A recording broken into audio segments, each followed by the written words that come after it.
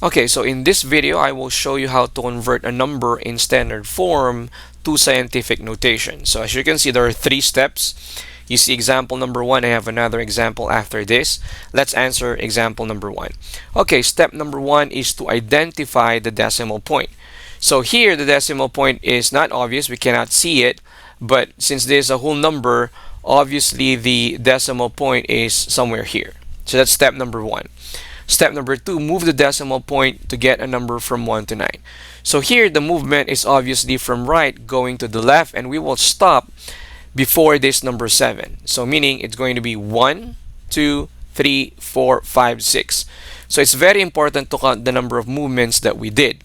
So we stop at this, okay, before that number 7. So 7.25. Now we will convert this into the scientific notation. So it will be 7.25 times 10. It will always have plus 10, and the number of movements that we did here of that decimal point is 6.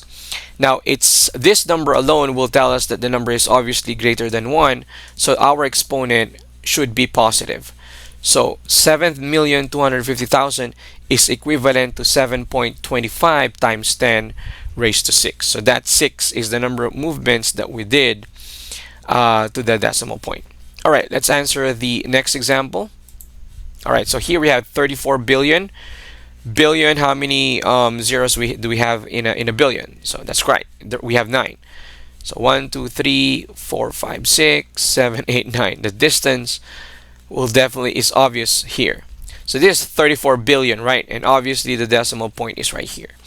So let's just move that decimal point to the left, and we will stop at this point, obviously. Okay, so 1, 2, 3, 4, 5, 6, 7, 8, 9, 10. Okay, so the normal question is, when are we going to stop? So look at step number 2. So move the decimal to get a number from 1 to 9. So this is a number from 1 to 9. That's 3, right?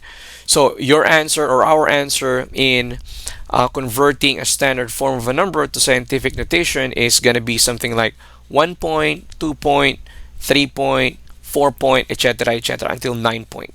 So in this case, we have 3.4 times 10, and the number of movement that we did is also 10. So this is the answer for number 2, and this is the answer for number 1.